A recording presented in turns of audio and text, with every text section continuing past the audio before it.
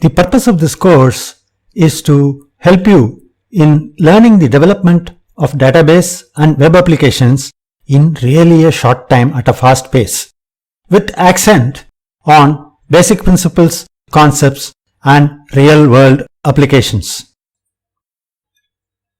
Now we will see what you are going to learn in this course.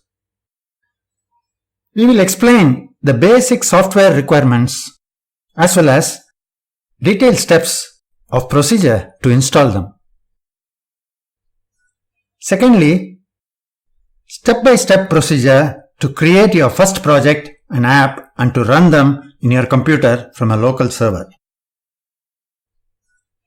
Third, we will provide clear instructions on Django models and linking a database to your Django project or app. CRUD operations. Operating on the database, that is create, read, update, delete functions similar to add, modify, delete, etc. in SQL. You will try to master them.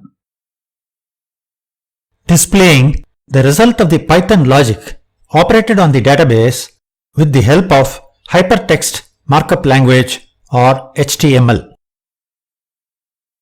And lastly, you will learn the basics of deploying your Django project in a website with the database.